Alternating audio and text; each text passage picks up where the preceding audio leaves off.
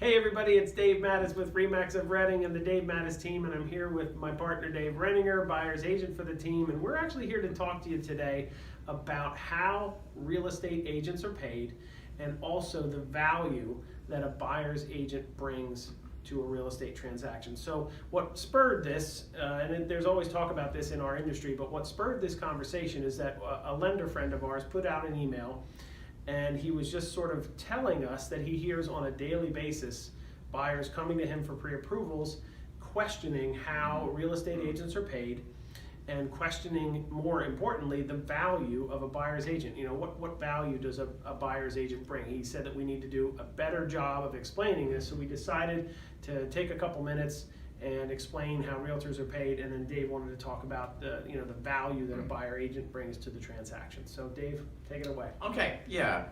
Actually, it's ironic that email came out because I had a conversation earlier with someone, and they asked, well, how much will this cost us for you to help us? And I said, well, it won't cost you anything.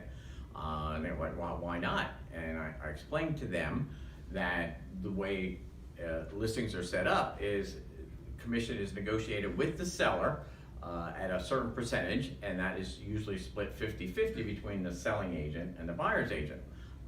So it costs the buyer nothing to be represented. Yeah, and with the advent of buyer agency, which I want to say is 15 years now maybe that buyer agency has become a thing, there was always a big controversy that, hey, the seller's paying this commission and the buyer is getting free representation from their agent. But that's the way it is. So a lot of people don't know that, and we thought that it would be good for you to know that. So tell us about some of the things that you feel you bring value to that buyer that's looking for the first house or 10th house or whatever. Well, I think what's important, and it's interesting, we get a lot of phone calls from people calling off Zillow leads, and they assume if I get a phone call that I am the listing agent, and I have to explain to them that I personally do not list any houses, that Dave does all the listing on our team, but there's listings out there, and I tell those folks that they could call that listing agent right off the sign and get information that I don't have those answers to. And if they moved forward, that agent can represent both buyer and seller. I said, but most folks that I work with want their own representation. So when we get into a transaction, we want to make sure that both sides are protected equally. So essentially you put the buyer's interests ahead of yours.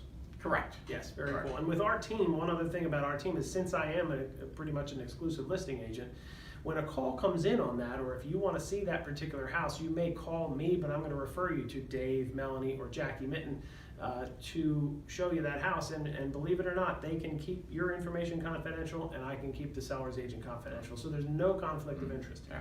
And right now, anyone who's looking for a house and has been searching on Zillow or Trulia or Realtor.com knows it's really a tough market, and we oftentimes get people calling on a Zillow lead that's outdated or not up to date, and that's one of the things that I do with my clients is I set up a search directly from the multi-list that will have the most accurate information of any properties that are for sale at any one time.